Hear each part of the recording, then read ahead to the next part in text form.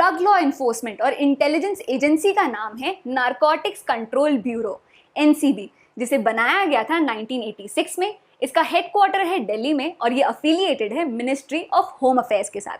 Currently NCB के chief हैं mister Rakesh Asthana और NCB को बनाया गया था NDPS act, narcotics drugs and psychotropic substances act के ऑब्जेक्टिव को फुलफिल करने के लिए। वैसे इस एक्ट के ऑब्जेक्टिव आपको कॉन्स्टिट्यूशन के आर्टिकल 47 में भी मिलेंगे, जो इलीगल ड्रग्स और ड्रिंक्स को प्रोहिबिट करने की ड्यूटी स्टेट को देता है। अब अगर एम्स की 2019 की रिपोर्ट की बात करें तो वो ये कहती है कि इंडिया में 5 करोड़ से ज़्यादा ऐसे लोग हैं जिन्होंने कैनबिस या ओपियोइड्स कंज्यूम किया है। और अगर स्टेट्स की बात करें तो पंजाब, आसाम, सिक्किम, दिल्ली, यूपी, ये कुछ ऐसे स्टेट्स हैं जो ड्रग अब्यूज़ की रैंकिंग को टॉप करते हैं। इन स्टेट्स में आपको कुछ कॉमन दिख रहा है?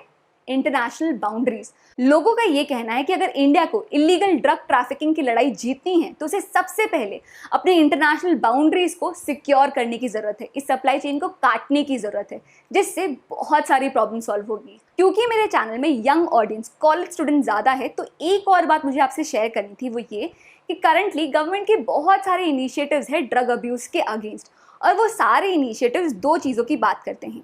पहला है एजुकेशन। इंडिया में सेक्स एजुकेशन की तरह ड्रग अवेयरनेस भी एक टैबू टॉपिक है। स्कूल्स की तो छोड़िए, कॉलेजेस में भी ड्रग अवेयरनेस को लेके कोई चीज़ नहीं की जा रही है। वहीं अगर रिपोर्ट्स की माने तो ड्रग अब्यूज़ की मेजर शिकार बनती है यंगर जनरेशन, स्टूडेंट्स या रीसेंट ग्रेजुएट्स, क्योंकि इन्हें स्ट्रेस बहुत ज़्यादा होता है। दूसरी चीज़ है काउंसलिंग। अब काउंसलिंग में कॉमन सेंस की बहुत रिक्वायरमेंट होती है, तो ये थोड़ा डिफिकल्ट टॉपिक है।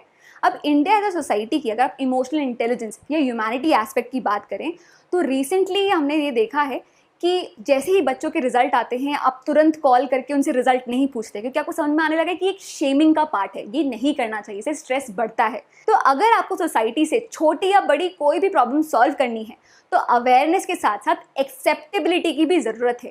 और इंडिया में शेमिंग का जो गिल्टी प्लेजर है, ये एक बहुत बड़ी प्रॉब्लम है। चलिए अब नारकोटिक्स कंट्रोल ब्यूरो के पावर्स और फंक्शंस की बात करते हैं। तो NCB central economic intelligence bureau, custom and central excise, CBI state police department और डिफरेंट इंटेलिजेंस और लॉ एनफोर्समेंट एजेंसीज के साथ काम करता है। अब अगर इंटरनेशनल ऑब्लिगेशन की बात करें तो इलिसिट ट्रैफिकिंग के अगेंस्ट बहुत सारे UN कन्वेंशंस की इंडिया सिग्नेटरी है, जैसे 1961 की UN convention on narcotic drugs, 1971 की UN convention on psychotropic substances, वैसे ही 1988 और 2000 की भी UN कन्वेंशंस की इंडिया सिग्नेटरी है। अब बात करते हैं